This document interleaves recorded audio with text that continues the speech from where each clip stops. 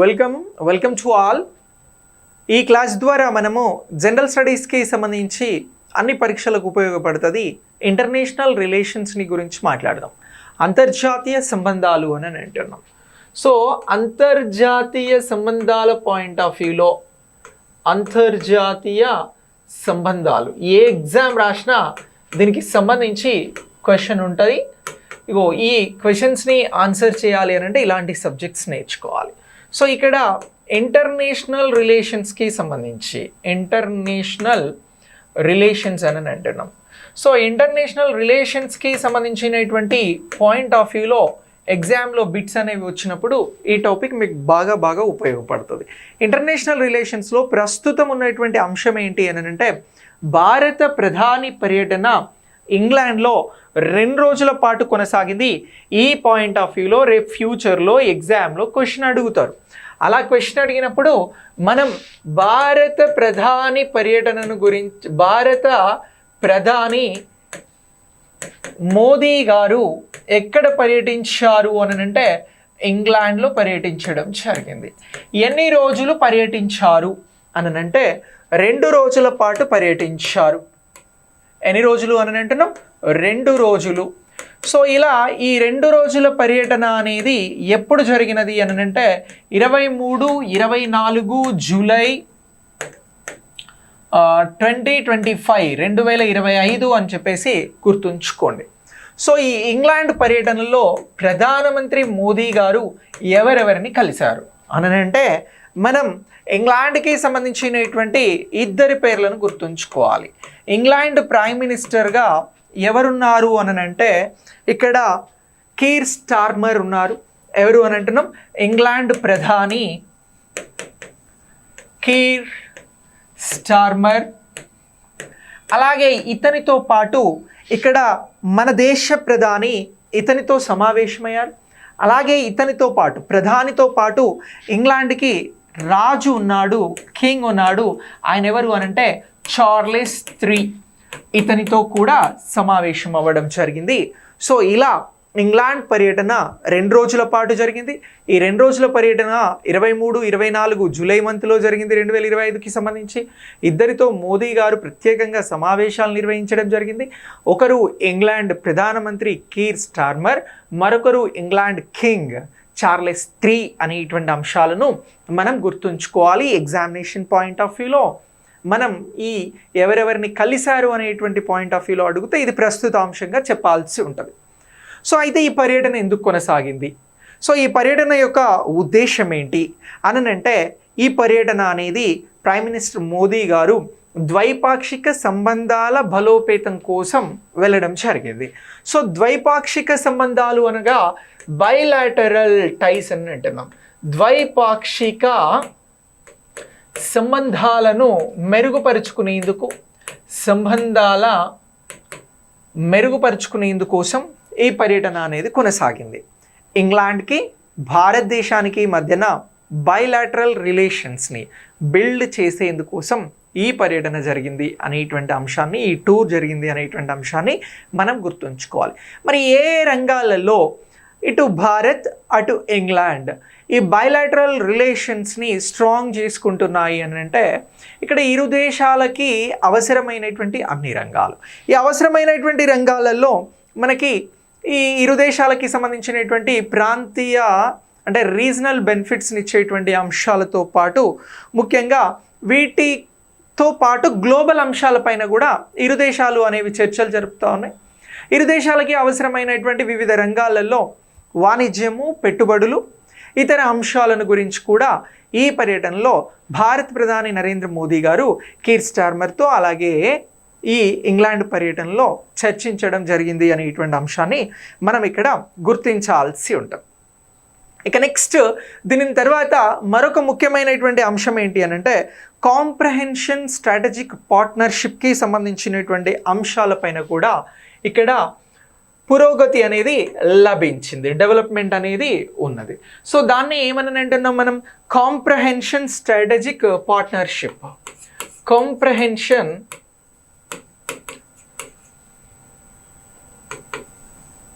Strategic partnership. Partnership, ఈ అంశాలను పైన కూడా డిస్కస్ చేయడం జరిగింది. దీనిపైన కూడా డెవలప్మెంట్ ఉంది అనేటువంటి అంశాన్ని మనం ఇక్కడ గుర్తించాల్సి ఉంటుంది. అయితే ఈ పర్యటనలో భాగంగా జూలై 24న ఒక కీలకమైనటువంటి అగ్రిమెంట్ అనేది జరిగింది ఇరు దేశాల మధ్యన. దీన్నే ఫ్రీ ట్రేడ్ అగ్రిమెంట్ అని అంటున్నాం. ఇగో ఈ అగ్రిమెంట్ ఇటీవల భారత్కి ఏ దేశంతో కుదిరింది జూలై మంత్లో అని అంటారు. అలా అనంటే దీన్ని మనం ఫ్రీ ట్రేడ్ అగ్రిమెంట్ అని చెప్పేసి అంటా ఉన్నాం. ఏమని అంటున్నాం? ఫ్రీ ట్రేడ్ అగ్రిమెంట్ అని అంటున్నాం. సో ఈ ఫ్రీ ట్రేడ్ అగ్రిమెంట్ అనేది ఏ దేశాల మధ్యన కుదిరింది అనేటువంటి అంశంను గురించి మాట్లాడాల్సి వస్తే అడిగితే మనం చెప్పాల్సినది జూలై మంత్లో ఇది ఇంగ్లాండ్తో కుదిరింది అనేటువంటి అంశాన్ని గుర్తుంచుకోవాలి.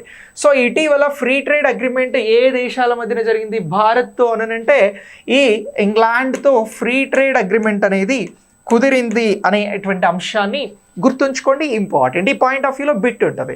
సో ఇక్కడ ఈ అగ్రిమెంట్ ఎప్పుడు కుదిరింది అని అంటే 24 జూలై 2025లో కుదిరింది అనేటువంటి అంశాన్ని కూడా మనం ఇక్కడ గుర్తించాల్సి ఉంటుంది.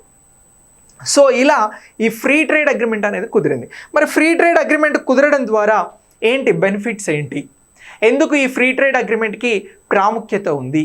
భారత్ దీని మీద ఇంగ్లాండ్తో ఫ్రీ ట్రేడ్ అగ్రిమెంట్ కోసం ఎప్పటి నుంచి వర్కౌట్ చేస్తూ ఉంది అని అంటే 2021 నుంచి కూడా ఫ్రీ ట్రేడ్ అగ్రిమెంట్ కోసం ఇరు దేశాలు ప్రయత్నం చేస్తూ ఉన్నాయి.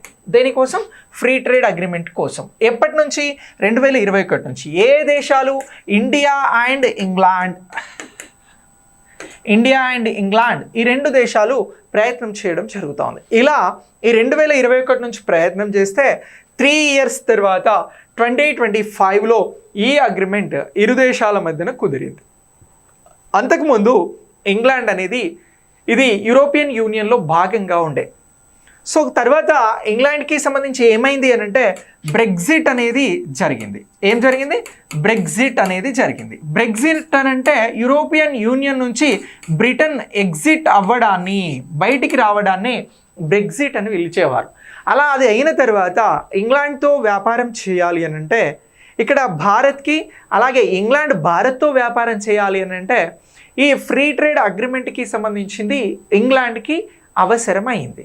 సో ఇలా ఇప్పుడు ఇంగ్లాండ్తో ఫ్రీ ట్రేడ్ అగ్రిమెంట్ అనేది కుదిరింది. మరి బెనిఫిట్స్ ఏంటి, ప్రయోజనాలు ఏంటి ఫ్రీ ట్రేడ్ అగ్రిమెంట్ ద్వారా అని అడుగుతారు. ఫ్రీ ట్రేడ్ అగ్రిమెంట్ ద్వారా FTA కుదరడం ద్వారా ప్రయోజనాలు ఏంటి, బెనిఫిట్స్ ఏంటి అని చెప్పేసి క్వశ్చన్ అడుగుతారు. ఇలా క్వశ్చన్ అడిగితే మీరేం చెప్పాల్సి ఉంటుంది? ఆ ప్రయోజనాలను గుర్తించాలి. ముఖ్యంగా దేశాల మధ్యన జరిగేటువంటి వాణిజ్యం, బిజినెస్ ఏదైతే ఉంటుందో ఈ వాణిజ్యంకి సంబంధించినటువంటి ఏదైతే ట్యాక్సెస్ ఉంటాయో, అంటే వాణిజ్యం మీద విధించేటువంటి ట్యాక్సెస్, పన్నులు, కస్టమ్ డ్యూటీస్ ఇలాంటివి ఉంటాయో ఇవి చాలా వరకు తగ్గుతాయి. సో ఫ్రీ ట్రేడ్ అగ్రిమెంట్ ద్వారా ఈ ప్రయోజనం అనేది ఉన్నది. సో ఇది ఇప్పుడు వాణిజ్యాన్ని ఇరు దేశాల మధ్యన 34 బిలియన్లకి పెంచుతుంది అని చెప్పేసి నమ్ముతూ ఉన్నారు. ఎన్ని బిలియన్లకి? 34 బిలియన్ డాలర్ల వ్యాపారం అనేది జరుగుతుంది ఇరు దేశాల మధ్యన అని చెప్పేసి ఫ్రీ ట్రేడ్ అగ్రిమెంట్ ద్వారా నమ్మడం జరుగుతోంది. ఇక నెక్స్ట్ 2030 నాటికి, ఇప్పుడు 2025లో ఉన్నాం, నెక్స్ట్ వచ్చేటువంటి 5 yearsలో ఇంగ్లాండ్కి, ఇండియాకి సంబంధించి ఎంత మేర ఇక్కడ ఈ వాణిజ్యానికి సంబంధించినటువంటి లక్ష్యం ఉంది అని అంటే 120 బిలియన్ల, ఎంత అని అంటున్నాం 2030 నాటికి 120 బిలియన్ల ఏముంది వాణిజ్యానికి సంబంధించినటువంటి టార్గెట్ అనేది ఇరు దేశాల మధ్యన ఉన్నది అనేటువంటి అంశాన్ని గుర్తుంచుకోవాలి. 2030 నాటికి ఇప్పుడు ఇండియాకి, ఇంగ్లాండ్కి జరిగిన ఫ్రీ ట్రేడ్ అగ్రిమెంట్ ప్రకారం ఎంత మేర వాణిజ్యాన్ని ఎక్స్పెక్ట్ చేస్తున్నారు అని ఏమైనా క్వశ్చన్ అడిగితే 120 బిలియన్ డాలర్లకి సంబంధించినటువంటి బిజినెస్ని ఇరు దేశాలు వాణిజ్యాన్ని ఎక్స్పెక్ట్ చేస్తూ ఉన్నాయి అనేటువంటి అంశాన్ని గుర్తుంచుకోవాలి. ఇందులో వాణిజ్యం ఉంది, ఉద్యోగాలు ఉన్నవి, పెట్టుబడులు ఉన్నవి, ఇలాంటి అన్నీ కూడా ఇరు దేశాలకి సంబంధించి ప్లాన్ చేయబోతున్నారు. ఇక ముఖ్యంగా భారతదేశానికి సంబంధించినటువంటి టెక్స్టైల్ కావచ్చు, అంటే వస్త్ర పరిశ్రమ, ఫుట్వేర్కి సంబంధించినటువంటి పరిశ్రమ, అలాగే వీటితో పాటు జ్యువెలరీకి సంబంధించినటువంటి పరిశ్రమలు మరింత భారతదేశంలో ఈ ఫ్రీ ట్రేడ్ అగ్రిమెంట్ ద్వారా బెనిఫిట్ పొందబోతా ఉన్నాయి. ఇక నెక్స్ట్ ఇంగ్లాండ్లో తయారయ్యేటువంటి కార్లు కానీ, ఇంగ్లాండ్ నుంచి వచ్చేటువంటి లిక్కర్ కానీ, ఇలాంటివన్నీ కూడా ఇంగ్లాండ్ నుంచి బెనిఫిట్ పొందబోతూ ఉన్నాయి అనేటువంటి అంశాన్ని మనం ఇక్కడ గుర్తించాల్సి ఉంటుంది. సో ఇలా ఈ భారతదేశానికి సంబంధించి ఇంగ్లాండ్కి సంబంధించిన ఫ్రీ ట్రేడ్ అగ్రిమెంట్ అనేది జరిగింది. ఇది జూలైలో జరిగింది అనేటువంటి అంశం మనకు very very very important. Okay, so దీనిపైన మీకు ఎగ్జామ్స్లలో నెక్స్ట్ క్వశ్చన్ ఉంటుంది. ఆ పాయింట్ ఆఫ్ వ్యూలో దీన్ని మనము అప్డేట్ అవ్వాల్సి ఉంటుంది. సో ఇలా ఈ అంశం అనేది మనకు ముఖ్యమైనటువంటి అంశంగా గుర్తుంచుకోవాలి. అయితే భారతదేశం ఇప్పుడు ఇంగ్లాండ్తో ఫ్రీ ట్రేడ్ అగ్రిమెంట్ని చేసుకున్నది. ఇప్పుడు స్వేచ్ఛాయుత వాణిజ్యానికి సంబంధించి భారత్కి ఇంగ్లాండ్కి మధ్యన ఒప్పందం కుదిరింది. దీనిపైన సంతకాలు చేశారు ఇరు దేశాలకి సంబంధించినటువంటి ప్రధానమంత్రులు. అయితే భారత్ ఇలా ఎన్ని దేశాలతో ఫ్రీ ట్రేడ్ అగ్రిమెంట్స్ని కలిగి ఉంది అనేటువంటి పాయింట్ ఆఫ్ వ్యూలో మనల్ని ఎగ్జామినేషన్లో క్వశ్చన్ అడగడానికి అవకాశం ఉంటుంది. ఇలా క్వశ్చన్ అడిగితే భారత్ ఫ్రీ ట్రేడ్ అగ్రిమెంట్ కలిగినటువంటి దేశాలను గుర్తించండి అని అంటే మనం కొన్ని దేశాల పేర్లను గుర్తుంచుకోవాలి. ఆఫ్ఘనిస్తాన్తో ఫ్రీ ట్రేడ్ అగ్రిమెంట్ ఉంది. అలాగే ఆస్ట్రేలియాతో భారత్కి ఫ్రీ ట్రేడ్ అగ్రిమెంట్ ఉంది. బంగ్లాదేశ్తో ఫ్రీ ట్రేడ్ అగ్రిమెంట్ ఉంది. నెక్స్ట్ భూటాన్తో ఫ్రీ ట్రేడ్ అగ్రిమెంట్ ఉంది. బ్రూనైతో ఫ్రీ ట్రేడ్ అగ్రిమెంట్ ఉంది. ఇండోనేషియాతో ఫ్రీ ట్రేడ్ అగ్రిమెంట్ ఉంది. అలాగే కంబోడియాతో కూడా భారత్కి ఫ్రీ ట్రేడ్ అగ్రిమెంట్ అనేది కుదిరింది. నెక్స్ట్ దీంతో పాటు జపాన్, లావోస్, మలేషియా, అలాగే మాల్దీవ్స్, మారిషస్, మయన్మార్, ఇలా ఈ అన్ని దేశాలతో కూడా భారత్కి ఫ్రీ ట్రేడ్ అగ్రిమెంట్ అనేది ఉన్నది. ఇందులో నేపాల్, పాకిస్తాన్, ఫిలిప్పీన్స్, సింగపూర్, దక్షిణ కొరియా, శ్రీలంక ఈ దేశాలతో కూడా భారత్కి ఫ్రీ ట్రేడ్ అగ్రిమెంట్ ఉన్నది అనేటువంటి అంశాన్ని గుర్తించాల్సి ఉంటుంది. ఇక next Thailand, United Arab Emirates, ఇప్పుడు యునైటెడ్ కింగ్డమ్స్ అంటే ఇంగ్లాండ్, అలాగే వీటన్నింటితో పాటు వియత్నాంతో కూడా భారత్కి ఫ్రీ ట్రేడ్ అగ్రిమెంట్ ఒప్పందం ఉంది అనేటువంటి అంశాలను గుర్తుంచుకోవాలి. భారత్తో ఫ్రీ ట్రేడ్ అగ్రిమెంట్ కలిగి ఉన్నటువంటి దేశాలను గుర్తించండి అన్నప్పుడు ఇప్పటివరకు నేను చెప్పినటువంటి దేశాల పేర్లను మీరు చెప్పగలిగితే ఆన్సర్ రైట్ అవుతుంది. అయితే ఈ పర్యటన అనేది ప్రధానమంత్రి మోదీ గారు ఇప్పుడు ప్రస్తుత పర్యటన ఇంగ్లాండ్, యునైటెడ్ కింగ్డమ్కి జరిగింది. సో ఇలా భారత ప్రధాని గారు ఎన్నిసార్లు యునైటెడ్ కింగ్డమ్ని విజిట్ చేయడం జరిగింది అని కూడా ఒక క్వశ్చన్ అడగవచ్చు. ఇటీవల భారత ప్రధాని గారు యునైటెడ్ కింగ్డమ్ ఇంగ్లాండ్లో పర్యటించారు. ఇలా భారత ప్రధాని పర్యటన ఎన్నిసార్లు యునైటెడ్ కింగ్డమ్ లేదా ఇంగ్లాండ్లో కొనసాగింది అనేటువంటి అంశంలో మనల్ని క్వశ్చన్ అడగడానికి అవకాశం ఉంటుంది. అలా క్వశ్చన్ అడిగితే మొత్తం ఇప్పటి వరకు భారత ప్రధాని 4 సార్లు, ఎన్నిసార్లు అని అంటున్నాం 4 times. సో బ్రిటన్ లేదా ఇంగ్లాండ్ని పర్యటించడం జరిగింది. ఇంగ్లాండ్ను భారత ప్రధాని ఎన్నిసార్లు పర్యటించారు? భారత ప్రధాని మోదీ ఎన్నిసార్లు పర్యటించారు అని చెప్పేసి ఈ పాయింట్ ఆఫ్ వ్యూలో క్వశ్చన్ అడిగితే మీరు ఆన్సర్ చేయండి. 4 సార్లు పర్యటించడం జరిగింది. ఎన్నిసార్లు పర్యటించారమ్మా? 4 సార్లు పర్యటించడం జరిగింది అనేటువంటి అంశాన్ని ఇక్కడ మీరు గుర్తుంచుకోండి. 4 సార్లు భారత ప్రధాని ఇంగ్లాండ్ను పర్యటించడం జరిగింది.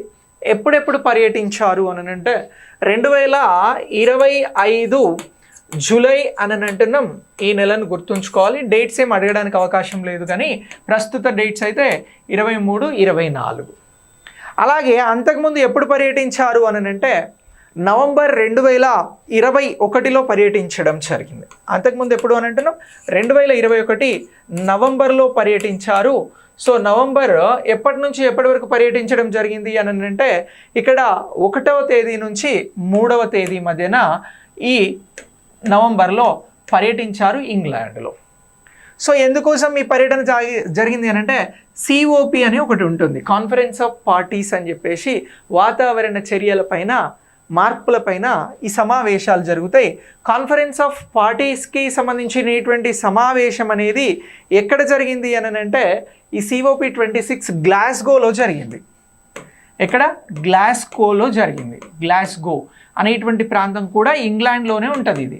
సో ఇక్కడ జరిగినటువంటి ఈ సమావేశాల కోసం వెళ్ళడం జరిగింది. ఈ సమావేశంలో మోదీ గారు ఒక ప్రామిస్ చేశారు. ఏమని ప్రామిస్ చేశారు తెలుసా? 2070 నాటికల్లా భారతదేశంలో 0 కార్బన్ చేస్తాము అని చెప్పారు. అంటే కార్బన్ డైఆక్సైడ్ని 0%కి తగ్గిస్తాము అని చెప్పారు. అది ఈ సమావేశమే 2021లో గ్లాస్గో సమావేశంలో. ఎప్పటికల్లా? 2070 కల్లా. ఇది కూడా క్వశ్చన్ అడుగుతారు మీకు ఎగ్జామ్స్లో.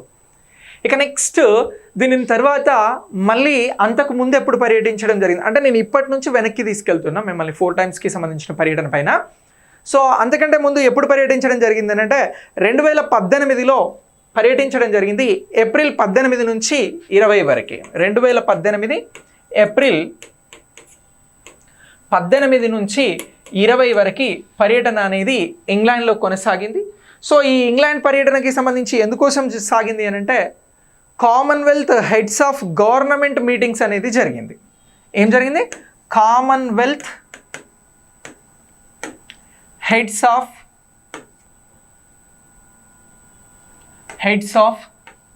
గవర్నమెంట్ మీటింగ్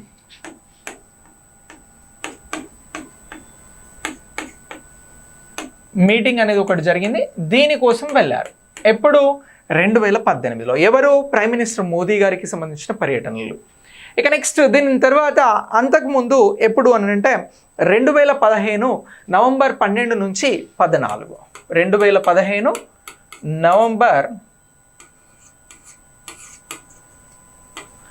నవంబర్లో ఈ పర్యటన సాగింది. ఎప్పటి నుంచి ఎప్పటి వరకు అని అంటే 12 నుంచి 14 వరకు.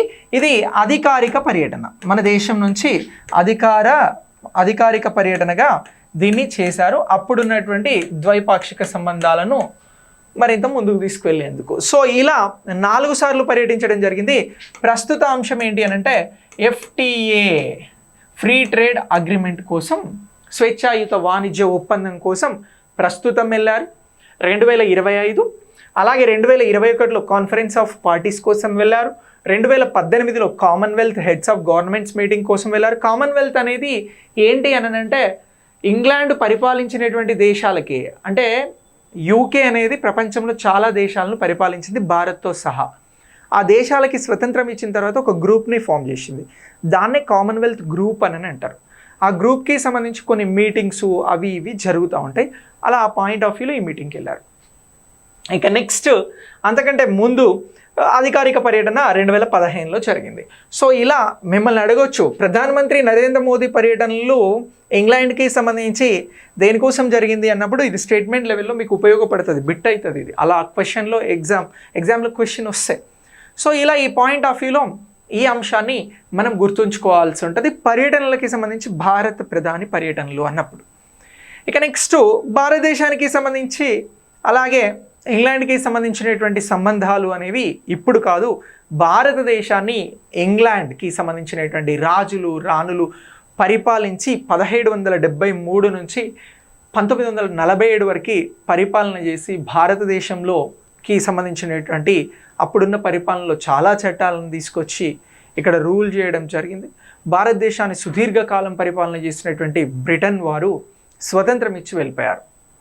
అయితే బ్రిటన్కి సంబంధించి భారత్కి సంబంధించినటువంటి రాజకీయపరమైనటువంటి అంశాలలో సిస్టమ్ అనేది దాదాపు సేమ్ ఉంటుంది.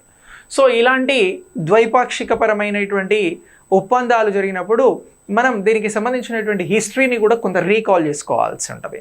అలా భారత్కి ఇంగ్లాండ్కి సంబంధించి చాలా ఏళ్ళ నుంచి సంబంధాలు అనేవి కొనసాగుతున్నాయి. ఇవి కల్చరల్ పాయింట్ ఆఫ్ వ్యూలో ఉంటాయి, వాణిజ్యపరమైనటువంటి పాయింట్ ఆఫ్ వ్యూలో ఉంటాయి, పొలిటికల్ పాయింట్ ఆఫ్ వ్యూలో ఉంటాయి.